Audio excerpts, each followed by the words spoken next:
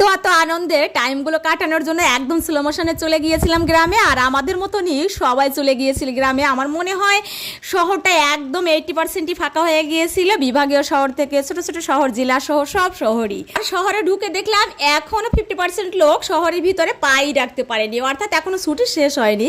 তার ভিতরেই আমরা গ্রাম ছেড়ে শহরে চলে আসছিলাম। যাই হোক, হ্যালো এভরিওয়ান, ওয়েলকাম করছি আমার আরেকটা ভিডিওতে। আশা করি তোমরা অনেক অনেক অনেক বেশি ভালো আছো, আমিও ভালো আছি। দেখতে পাচ্ছ সবুজে ঘেরা আমাদের এই সুন্দর গ্রাম। এই পথটা ছিল আমাদের একদম ঘরের পেছন দিয়ে, এই পথ ধরেই হেঁটে চলে আসছিলাম আমরা ঘরে। এখান থেকে সামান্য একটু আগেলেই পাকা রাস্তা ছিল, ওটা আর আমি ভিডিও ক্লিপ নিয়ে নিয়ে। আসলে কি হয় বলো তো, ঘুরতে আসলে ভিডিও করতে একটু ভালো লাগে না, একটু ভালো লাগে না। কারেন্ট বিল দিতে আসবে না। প্রত্যাশার এখানে একটা আবার শুটিং চলছিল। এই শুটিংয়ের ভিডিওটা আমি অলরেডি দিয়ে দিয়েছি, অনেক অনেক লোক পছন্দ করেছে এই শুটিংয়ের ভিডিওটা। তো তারপরে আমি রান্না করতে চলে গিয়েছিলাম দুপুরবেলা। আমি মাংস রান্না করেছিলাম। এর ভিতরে আবার মামা বাড়ি আসছে, ওরা আম না খেলে হবে, আমদুধ তো ছিলই খাবারে। ওই যে বললাম সব কিছু ভিডিও নিতে ভালো লাগে না, তার ভিতরে আবার একটু টুকটাক, যেহেতু কন্টেন্ট ক্রিয়েটর, ছোটো ছোটো একটু ক্লিপ নিতেই হবে। তাই আম কাটার একটা ভিডিও, এটা ছিল রূপালি আম। এত মিষ্টি আর টেস্টি হয়েছিল, সত্যি অমৃত একদম। কিরে কিরে রসমালাই না অমৃত? অমৃত। এদিকে আবার মাছ ভাজতে চলে গিয়েছিলাম, একটা পোনা মাছ ভেজেছিলাম।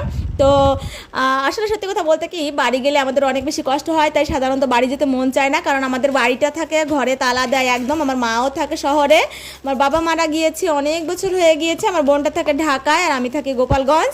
তো যার কারণে আমরা বাড়ি গেলে আমাদের অনেক কষ্ট করতে হয়। ঘর তালা দেওয়া থাকে, ঘরে অনেক ধুলাবালি ময়লা জমে যায়, এগুলো পরিষ্কার করা সত্যি ভীষণ কষ্টদায়ক। যদিও হেল্পিং হ্যান্ড করে দিয়ে যায়, তারপরেও নিজেদের অনেক অনেক পরিশ্রম করতে হয় তার পিছনে। কারণ হেল্পিং হ্যান্ড যতটুকুন করে সেটা তো অনেকেরই সন্তুষ্ট হবে না, এমনকি নিজেদেরও না। আবার আমাদের ধান হয় না সাধারণত, আমাদের সব জমিগুলো ওই বর্গা দেওয়া থাকে। তো এর মাঝে আবার 2 মণ ধানের মতন দিয়েছিল মাকে, সেটা আবার একটু রোদ্রে দিয়ে আবার একটু ঘরে রেখে যেতে হবে, না হলে আবার নষ্ট হয়ে যেতে পারে। এই জন্য আবার একটু রোদ্রে দিয়ে নিয়েছিল। আর আমরা তো বাড়ি আসার জন্য রেডি হয়ে গিয়েছিলাম। এটা আমাদের বাড়ি ফেরার ভিডিও। এর মাঝে ছোটো ছোটো 2-1টা ক্লিপ নিয়েছিলাম, আর ভিডিওই করিনি, কারণ আমার গ্যালারিতে অনেক অনেক ভিডিও আছে। এটা আমাদের কাঁঠাল গাছ। আসলে মানুষ বাবার বাড়ি গেলে যা পায় সব বস্তা ভরে নিয়ে আসে, এরকম একটা অবস্থা। আমাদের 3-4টা কাঁঠাল গাছে অনেক অনেক কাঁঠাল ধরেছে, সব কাঁঠালগুলোই আমরা বস্তা ভরে নিয়ে এসেছিলাম। 2 বস্তা কাঁঠাল নিয়ে আসছিলাম। এটা ছিল আমার ছোটো কাকার ঘর। আর এই যে ঘরের সামনে দিয়ে আমি হেঁটে আসতেছি, এইটা হচ্ছে আমার জ্যাঠামশার ঘর, বড় জ্যাঠামশার। সামনেই দেখতে পাচ্ছ একটা ভ্যান দাঁড়ানো, অর্থাৎ ওই ভ্যানে করেই আমরা চলে যাব পাকা রাস্তার মাথায়, একটু হাঁটবো না। তারপরে এই যে কাঁঠালগুলো সব বস্তা ভরে নিয়ে এসেছিলাম, কারণ বাড়ি কেউ থাকবে না, কাঁঠালগুলো নষ্ট হয়ে যাবে, অন্যরাও খেয়ে যাবে, তাদের জন্য কিছু রেখে আসবো। তো যাই হোক, আমার ভিডিওটি আজকের এই পর্যন্তই শেষ করেছি, কারণ আমার ভিডিও নিতে ভালো লাগে নি, তাই অনেক কিছুই মিস করছো তোমরা।